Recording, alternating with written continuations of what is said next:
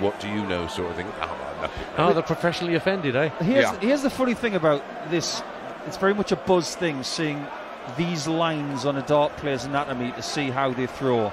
It's one thing seeing it and having your opinion about it, but the one thing that I've seen with this, that you don't get it on the right angle, because seeing it from the side is one thing. There's only two things you can gain from watching it side on. It's where the body position is when the dart is thrown, all 3 times. Like Mace mentioned, if you walk on dart 3, you're going to tilt. But as far as the elbow height is concerned, that's what you can gain from that, okay? The most important angle you can look at is where the player's throwing to. It's actually looking from the dartboard, the line of the dart going through the air. That is the most important thing. And I don't see anybody doing that online. It's just traffic. It's very minimal information for what these elite players need. And it's old technology, you know. Really, is it? Yeah, Okay. yeah. Well, it's not in terms of it being used in darts, but in other sport, you know, it's more so than golf. I've seen it in tennis with the tennis swings and serves. And darts is a game of replication, but that works both ways. If you're replicating something that's wrong, it'll stay wrong. What you've got to do is use it. Like I just sort of picked up an action and say, well, it's obvious you're walking on your last dart. It's something you don't want to do, because keeping that last dart consistent, if you're walking, you're introducing a lot of elements of timing in there.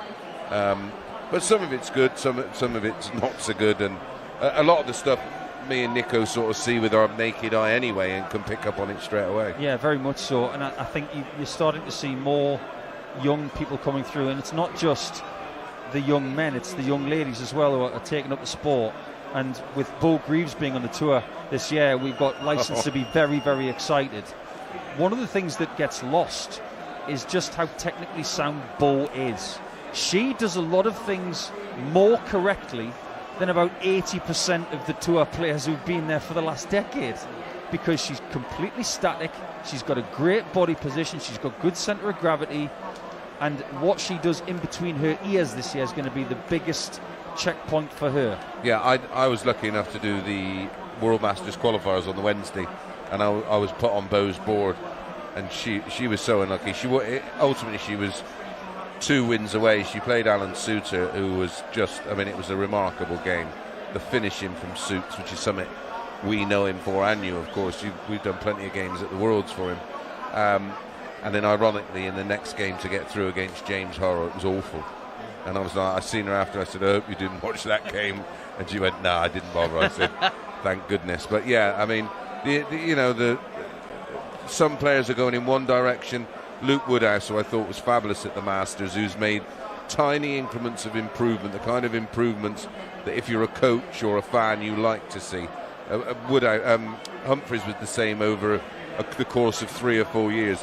But what Woodhouse did, he backed up the highest average of the round, and then backed it up with a remarkable performance against Humphreys. Yes, one thing that I will say about Woodhouse this year, the increments that he's found over the last 2 seasons, making the World Grand Prix for the first time, and then constantly making big runs in European Tour events. His new normal is very exciting. But like Arsenal in 2026, he's got to win. Yeah. He's got to win this year, otherwise he's not improving. Well, he's one player, I mean, as a Midlander, I'm very keen to see how the lad from Bewdley gets on. You've mentioned Bo Greaves there, who's made these very clever little baby steps in terms of where she plays. She was WDF last year. She's got the tour card. She's going to be playing in PC events this year. I'll be very interested to see that progression. But just give us a couple of names that might be off the radar to the casual darts fan. The way that Van Veen came through from the junior circuit just behind Littler and surprised us all. And Bradley Brooks, who's come through in the last 18 months but really hasn't quite kicked on. Not yet. Bradley is still a project in my opinion. He was the original Littler, getting his first tour card at 17. A lot of people forget that. But even though we could sit here, I mean, myself and Mace have talked about Jimmy Van Schie and Tom Sykes. For years. We can get really carried away with those guys. I'm going to put them on the back burner. Let's see what the Lakeside winner can do in Jimmy Van Schie. He did the WDF double at the end of last year, so if he succeeds, it was an easy pick. But I want people to remember the name Tyler Thorpe. I watched him at the Motor Super Series about 3 months ago. He was frightening. He's got brilliant technique, he's got a lot of confidence, and he is scary smart. He's got a degree in astrophysics, and like Brian May. He is someone who we really need to watch out for. If he gets a good start to the season, Tyler Thorpe may just be for real. Yeah, Shane McGurk, everyone knows his name, a former winner, of course. Well, before Jimmy Van Schie won the Worlds, he won it the year before. He's a player who another player we've seen a lot of down at the Super Series and watched develop, and I think he's a better player now than he was just over 12 months ago when he won Lakeside. Tom Sykes, if he gets it right, he's another one. He's sort of someone like Connor Scott, whose absolute ceiling is ridiculous, but as they evolve and become grounded and rounded as a player, I think Tom Sykes could be absolutely anything, and we've seen him do some bonkers stuff down at Portsmouth. Yeah, he had the biggest average of Series 12 down in Portsmouth at the Motor Super Series, 115 plus over a best of 7 leg match. If you can replicate that kind of form in best of 11, you are going to win a great deal of games. Now you're not going to do 115 all the time, but the symptoms of 115 average, if you can find a lot of that, you're going to trouble a lot of people.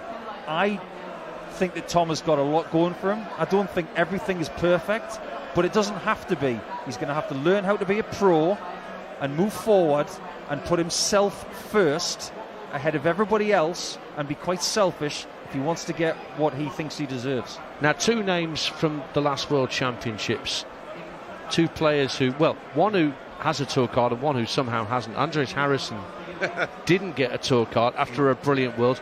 Justin Hood, after one of the great Ali Pali matches against Danny Noppert. Happy Feet is in the mix.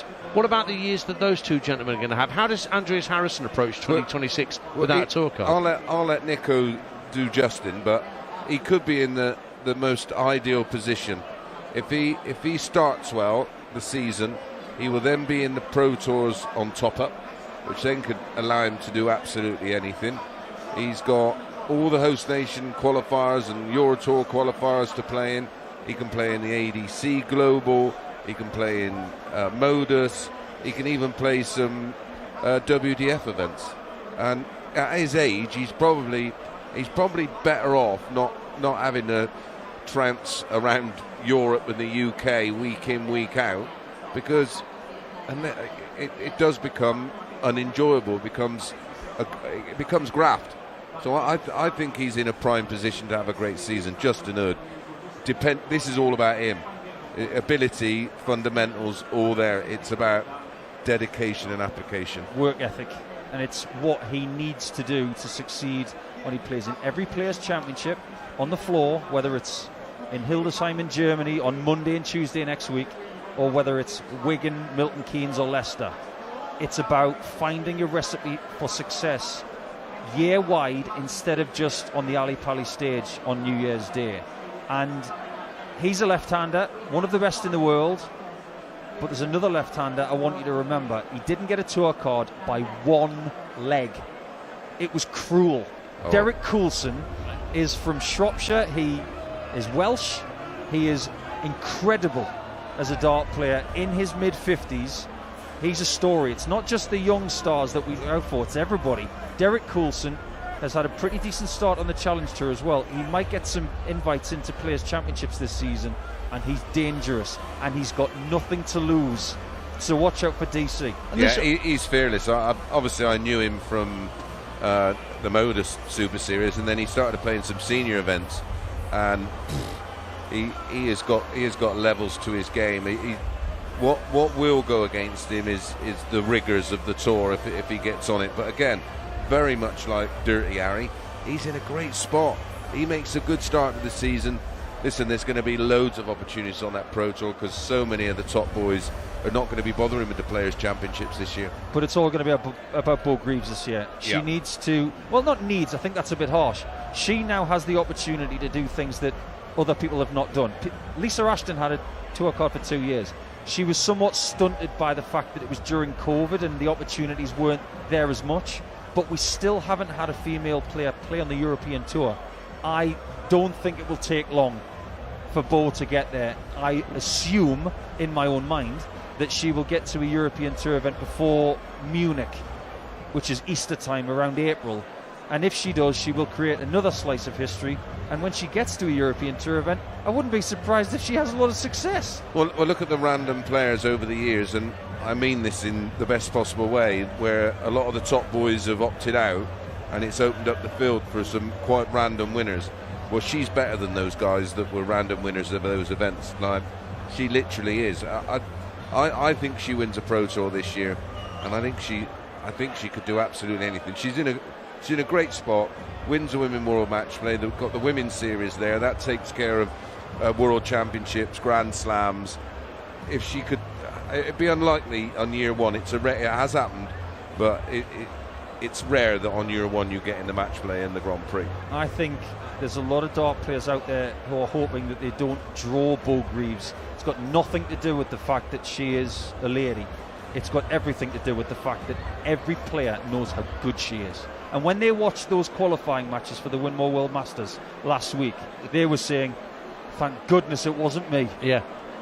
Now, there's one or two conversations I had with players at the World Championship about going full-time, about not being... Willie O'Connor is probably the prime example I can think of a guy who's been on the fringes, been in the top 64, been to a match play, regular at the World Championships, but he was telling me, and I don't know whether this is the pressure of the way that the elite are playing, that he feels in order to compete and actually get to the business end of Players' Championships or other events, he's got to go full-time and devote 100% of his life to darts. I don't like players doing it late on unless you've got an absolute brilliant job, your pension's sorted, you've got tons of money in the bank, and you can afford to not work. Because what happens, especially if you've got a family, the pressure builds, and you can get lazy too. I remember sitting around going, because I always had a business of some description, and I'd be like, what am I doing today? And you'd end up finding everything else to do but play darts. I think there's a really interesting 10 months ahead for Ricky Evans. He's recently posted on his Facebook account about the fact that after 23 years of playing county darts for Northants, he's decided to focus more on pro darts. And my initial response to that was, took you long enough. Yeah, yeah. But there's so many things he does that, and it's frustrating because he's talented but lazy. You know, there's no... Like Peter Parker in Spider-Man 2. There's so much money and opportunity in this sport. Just see Nico again on the TV. Go on, son.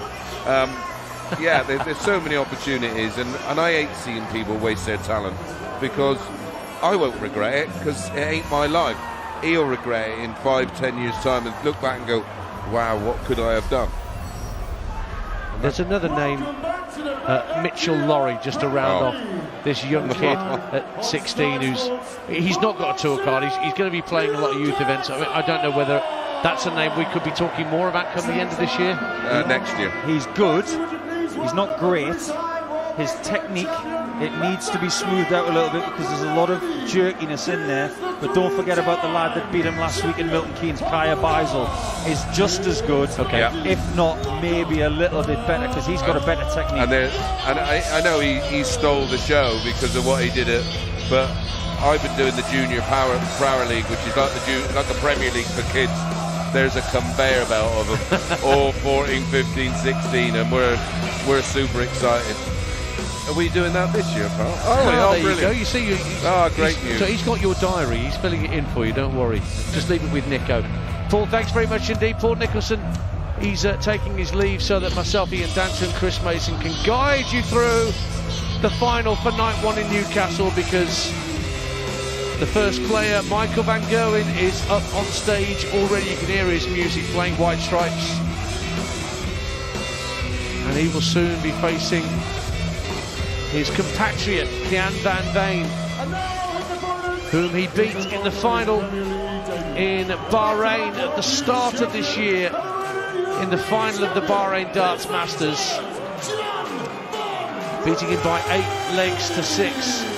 That after Gian had beaten MVG in the semi-finals of the Euros late last year, on his way to winning it against Humphries, who Van Gerwen's just beaten in the semi-final. Well, there was a David Coulthard looking like you there. There was. That's good looking like cricket, that. I'm having that. It's a 50%er, I think. Right up there. Yeah, listen, he was open and candid about his respect for Michael and what Michael has done for darts in the Netherlands. And listen, he said it's special every time I beat him, and he's beaten him. And Michael is aware of the threat of this young man, who, again, he's not even the finished article, not even close to the finished article. Darts for the next 5 years is going to be remarkable. And then that group that me and Nico were talking about, that next gen, they'll be ready and ready to take over from the guys who are now finding themselves outside the top 32 in the world. They'll be stepping into their shoes. And if you want to follow that, it's that JDC thing on YouTube. I think we start in a few weeks' time. But just check with Nico, he'll let you know. Yeah, I know. Not only best pal, he's my PA as well. He is, he's your secretary, treasurer, everything. Goes through the card. Gian van Veen, just such a likeable young man. Very, very intelligent, respectful, and a flipping good dart player who was playing youth finals against Luke Little 2 or 3 years ago. His ascent further up the rankings has not been anything like as rapid as the Nuke, but winning the European Championships last year was a big moment for him, and then reaching the final of the World Championships cemented his position here. Now he can win on his Premier League debut, as he has the darts in this final. Once again, it's a race to 6 to win tonight and get 5 points. They both played each other across some real big tournaments, and they're sort of going back and forth. If you go back to, well, it was a European Tour final Michael won in 24. He won it by the odd leg, 8-7. In the semi-final of the Worlds, a bit of revenge for Van Veen, winning it 11-9. So they've gone back and forth, and the most recent sample as Michael pops in a max to leave 181. Van Veen would have loved one from 350. That's Nico's favourite, that. 180, 170. It's rarer than hen's teeth.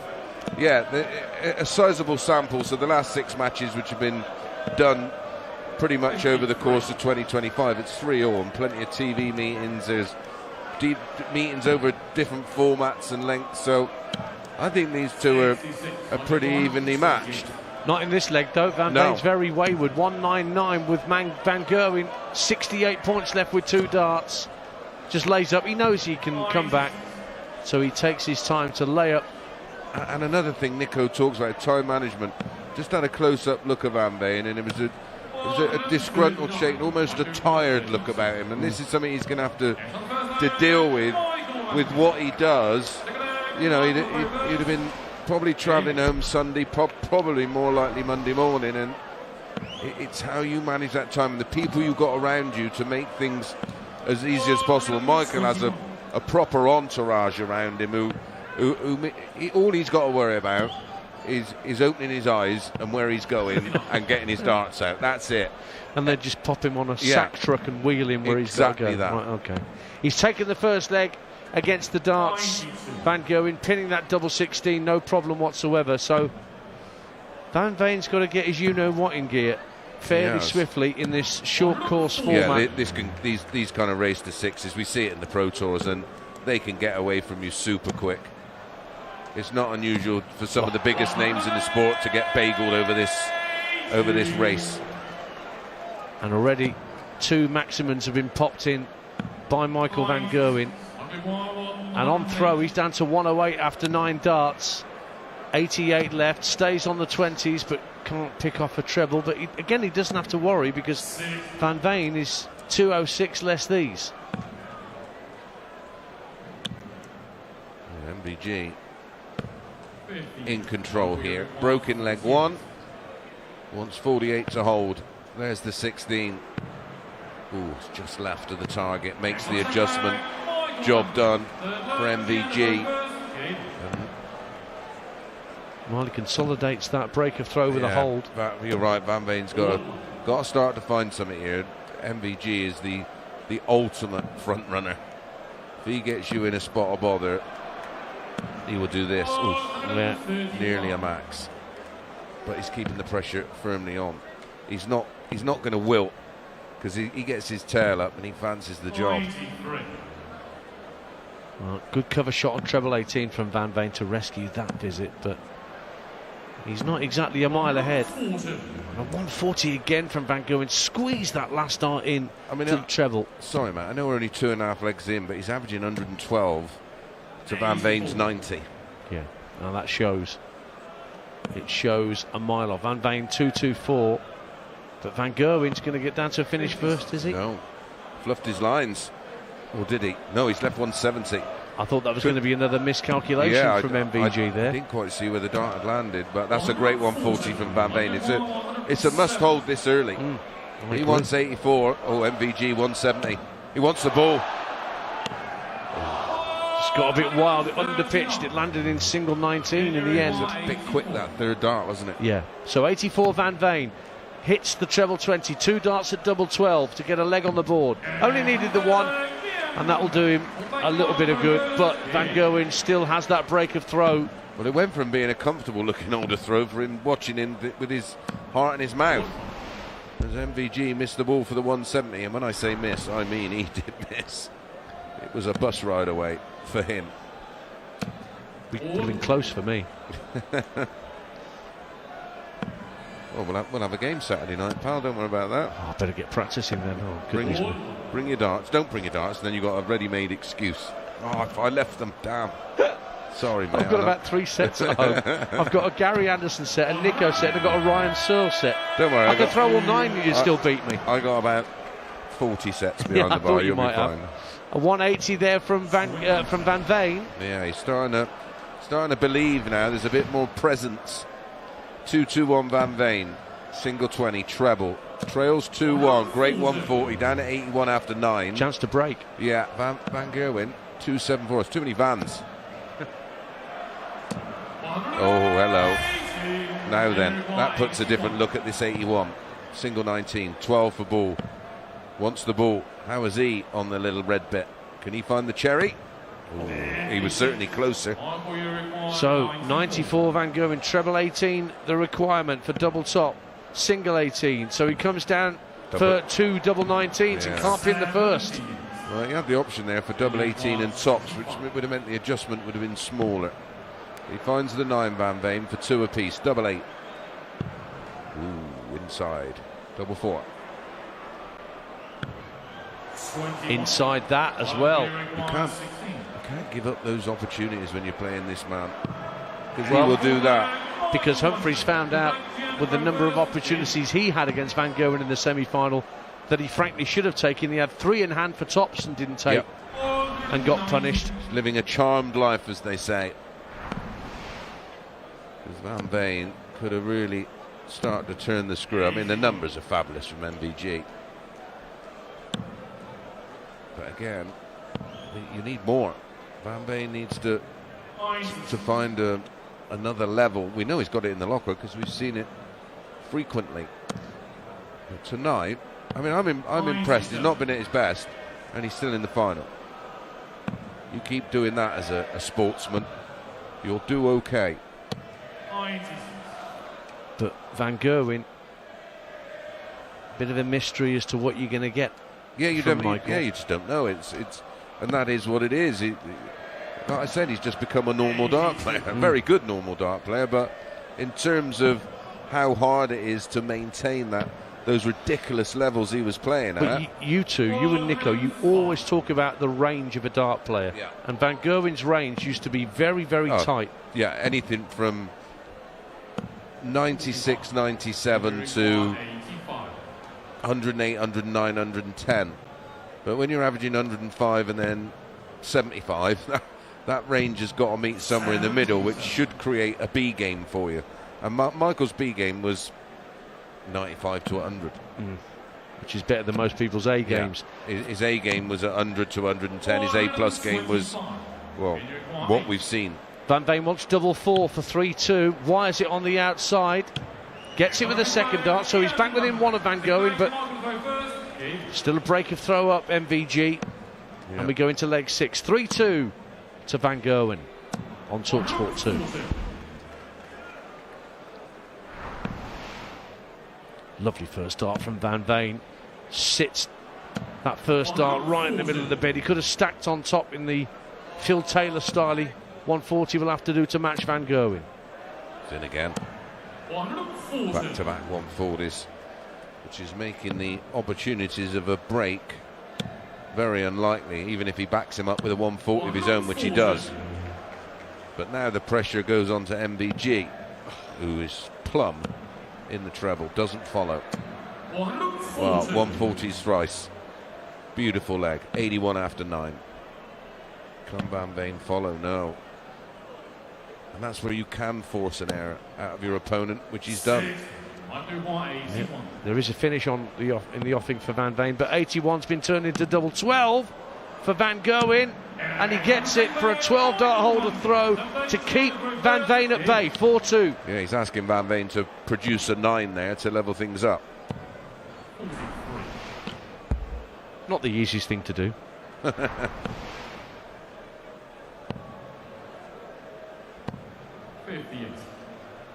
So this will head around the UK and Europe. We mentioned Antwerp next week for a debut for Bedlam in Belgium. And then like it. Should be a boxing promoter. Oh, it's the name of an AC/DC song. I can't deny it. It's not original. But of course, heading around the UK, no Exeter anymore. That's no longer on the calendar. They used to have that just before Minehead in the UK. The Cowshed will not be missed. Cowshed. Some of the best gigs I ever saw were at Stafford Bingley Cowshed back in the 80s, in the days when there were no arenas. It's a bit of a problem for those working in the media and covering that, though, because they got to get from Cardiff to Minehead. Not the nicest trip at midnight. No, indeed. Although, if you're going to do it late. Yeah. 4-2 to Michael Van Gerwen in a race to 6 in this Premier League final on night 1 of 17. And Gian Van Veen, well, he's got a chance here, but Van Gerwen's going to pop in a 180 just when I thought that Van Veen had a chance for Nico to break. The 180 to leave 170. Oh, and 2 single 20s from Van Veen. Well, he's just done enough to make MVG go for this. And he will. Oh. But he's missed the first treble 20, so downstairs he comes. Oh, a bit of a bag of nails there from Van Gerwen. That was ropey. Single 20, has options. Stays there for double 15. Full 3. And there's the hold of throw to get it back within 1, but now he's got to try and break again. And the last throw that Michael Van Gerwen had, he was popping in scores like this, and he's at it again, a 140 that get-go. Yeah, his scoring power is certainly there or thereabouts, still averaging well over 100 at the moment. 81. Van Veen, he's just a bit up and down. And that's not going to cut it. I don't think MVG's in the mood tonight to let you get away with it. Looks focused. He does, where at times Van Veen's just looked, well, it's a combination of rattled and fed up and disinterested, but rest assured he wants to win this game. Anytime you play one of these big time elite players, you want to win. See, by any way. Literally pulling your socks up does work. It does. It literally does for him. 124 for Van Gerwen to go within 1 of victory. I can't remember them old things where they used to put round your socks. They would what, stop suspenders? Them. Well, where they stop them falling down when I'm on about in the. Yeah, I'm sure they were called just suspenders. When you were born. Oh, hello. Double 16 for Van Gerwen. Inside it, double 8 next door. He's inside that as well. Oh, double 4 doesn't go. Now here's the chance for the break. 69 left for Gian Van Veen. Well, he goes 57 for double 6. And he's gone that way. I don't like it. But there you go. He wants double 16. Maybe that's why he goes that way, because if he misses, and it literally grazed the wire. He can't believe it's not in. You heard it graze the wire there from Van Veen, leaving Van Gerwen back on double 4. which he hits, and he's one away. A chance goes begging. And another bit of good fortune dance. I mean, that was literally, it moved the outer wire. And any other day that goes in. And as Nico was saying earlier, we all know already how good Van Veen is on 16s. It's what he gravitates towards as much as Littler gravitates to 10s and Searle gravitates to 20s. But now Van Veen's got to be perfect. No margin for error for the European champion anymore. But only 44 for Van Gerwen, so he's giving Van Veen every chance to get back within one again and pressurise the next leg. Yeah, I mean, Van Veen's getting a free hit now, so MVG will be focused on the next leg, and he'll just throw with a bit of rhythm. More often than not, when you see them throwing relaxed, they'll hit the big scores, so there's pressure now on Van Veen. 190, trails 3-5 and troubleless. Van Gerwen's changed his look a little bit. The shirt is now more black than green, but the lime green is still there on the collar and the shoulders. Yeah, he wanted a fresh new look. Bulls found he needs another. Oh. 139 required for Van Gerwen. Treble 19. No, he went 20s. Now he goes for treble 19. Hits a single, and those goes back to the 20s. So tops for Van Veen to hold and get us back to 5-4. An inch underneath. Double 10 then. Why is it like he did with 16s in the last game and can't find it? And now Van Gerwen's 40 points away from victory. Top wire. In and out. Oh. Well, actually, it wasn't. It tried to go in between the point and the wire, and there's just no room. So it just got dumped on the floor. So Van Veen has a bit of fortune here. Double 10 remains. Outside again. There it is. He is back to 5-4, but now he's got to break the Van Gerwen throw, which does not look likely at all so far in this final. Well, only a ton start. You have to go back a while, Dance. Go on. Thanks to Nico's provided a bit of info. Oh, that's what you were looking to your right for. Yeah. What have you found? Night 11, April 2024. MVG beat Littler in the final. That was his last final success. Yes. Averaging what? 90.36. Only needed 90, and he's averaging what? A shade around 100 still, isn't he? Yeah, I mean, this one. Throughout the night, 93 to beat Michael Smith, who averaged 89. Did average 99 against Aspinall, 164 in the first quarter, the final quarter-final of the session. So again, he had a bit of a charmed night there. He's certainly having one here. So nearly 2 years, getting on for 2 years since his last Premier League nightly success, Van Gerwen, and he's 208 points away from cancelling out that long spell. But Van Veen is lurking. However, a 180 pulled out at the optimum moment from Van Gerwen leaves him on 2.14s for the match. No real pressure. Double 14. 3 in hand. On the wire. And puts it in with the second dart. And Michael Van Gerwen shows the new Dutch #1. He's still the man and wins a Premier League night for the first time since April 2024, seeing off Gian Van Veen by 6 legs to 4. An impressive performance from MVG. Never write him off, Chris Mason. Never write him off. Yeah, I mean, he averaged 97.81 in the end. Very, very respectable. That goes with